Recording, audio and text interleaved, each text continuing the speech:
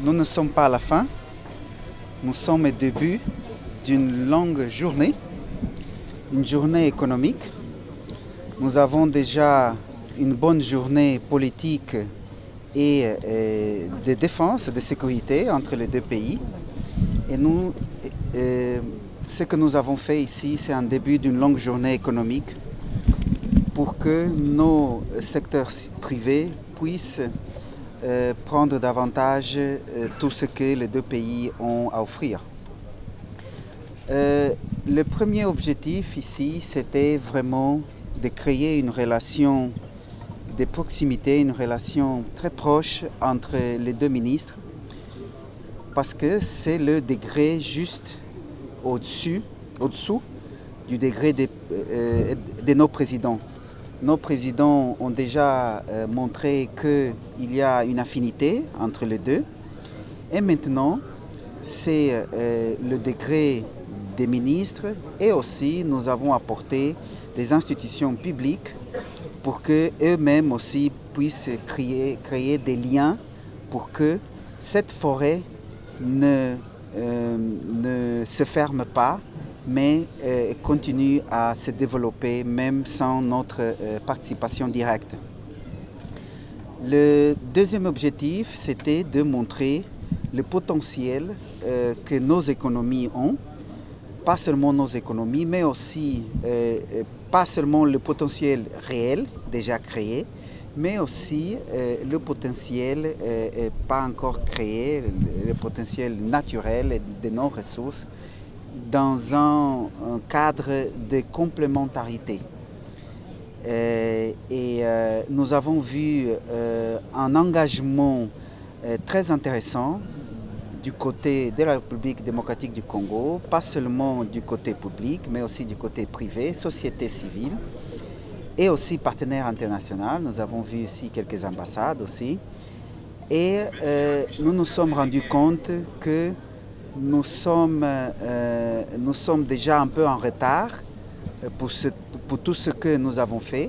Il paraît que nous avons atteint un grand résultat, mais la vérité c'est que ce résultat est venu un peu tard et nous avons un engagement mutuel de faire les relations économiques République démocratique du Congo et Angola s'approfondir et pour que nos secteurs privés, la société civile puissent vraiment prendre davantage. Merci beaucoup. Merci beaucoup. Je remercie mon homologue, ministre de l'économie et de la planification de l'Angola, parce qu'il a tout balayé.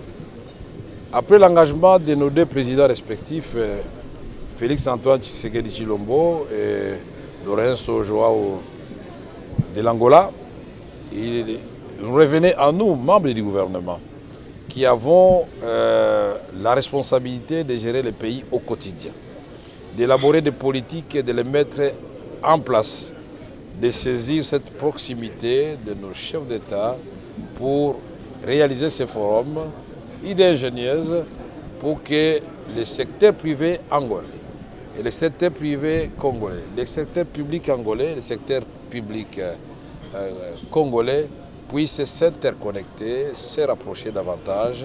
Et vous savez, quand on a un cadre de concertation, on évite des malentendus, on peut se concerter pour avoir une vision commune de ce que nous voulons faire de nos deux pays, au bénéfice de nos deux peuples, parce que la vocation de la République démocratique du Congo comme de l'Angola, des géants en Afrique centrale, c'est de booster l'ensemble de l'Afrique subsaharienne.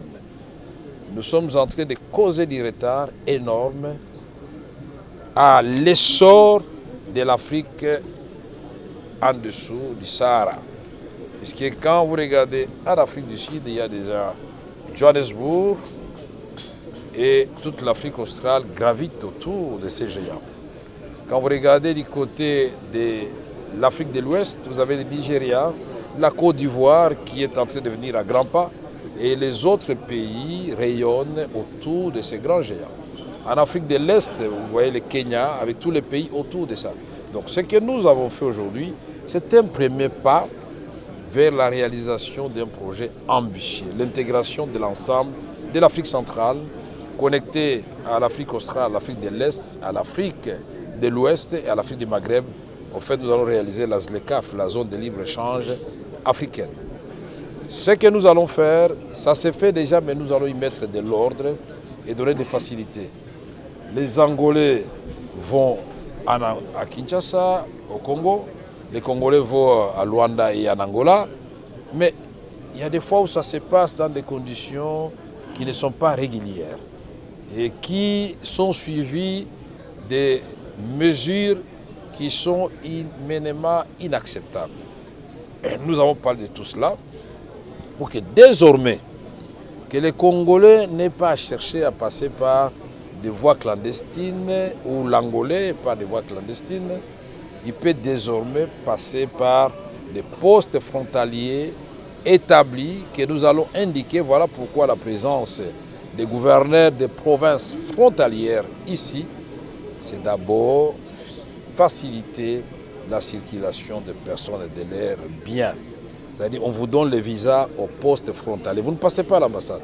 Au poste frontalier, vous présentez votre passeport, vous avez les visas. À l'aéroport d'Ndjili, vous avez les visas.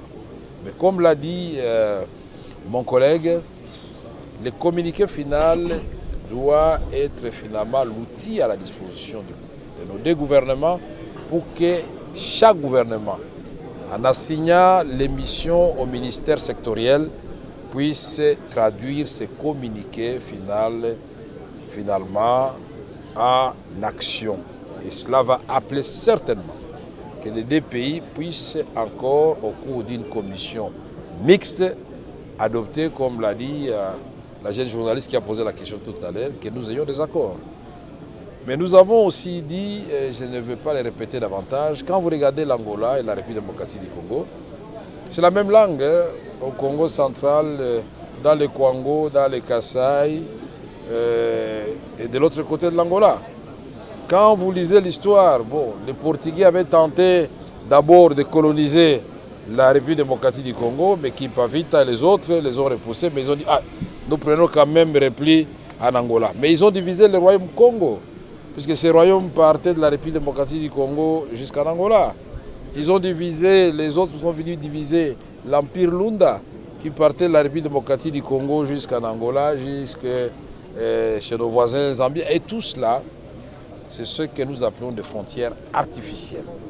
Mais culturellement, nous sommes les mêmes peuples qui gravitent autour des mêmes ambitions et attentes que nous, les gouvernements, nous devons réaliser. Nous disons aussi, mon collègue a parlé ici des infrastructures de transport. Il s'agit des routes, il s'agit des rails, il s'agit des ports. Comment expliquer que nous puissions transporter les minéraux de Kolwezi avec des gros camions sur des longues distances jusqu'à Kasumbalesa, alors qu'il suffit de relier les chemins de fer, le bout des chemins de fer qui reste, Kolwezi, Dilolo, et vous êtes en Angola et vous avez un grand port de Lobito. C'est-à-dire, le port de Lobito, pour ceux qui ne comprennent pas, va être valorisé. C'est-à-dire, l'Angola gagne. La République démocratique du Congo va payer moins cher et va gagner du temps sur la quantité de minéraux transportés. Il va aussi gagner du fait que la route qui est chaque fois secouée par des gros camions ne sera plus abîmée. Et nous aurons désormais une seule porte de sortie et le contrôle sera facile. Nous pouvons parler aussi des produits vivriers. On va appliquer la loi des avantages comparatifs. Si l'Angola, par exemple, dit, bon, écoutez, moi, je produis les soja, la province du Congo central peut produire les haricots. Et on se complète au lieu de faire tous la même chose pour chercher à vendre à l'extérieur et se faire une concurrence déloyale. Nous commençons à ne pas satisfaire nos peuples, les surplus, on a une politique commune pour la commercialisation. On va le faire avec Inga. Inga, il y a une demande déjà de la République d'Angola de 5000 MW. Vous vous rendez compte? Mais ça valorise le site d'Inga. Mais Inga a vocation d'intégrer l'ensemble de l'Afrique, notre continent.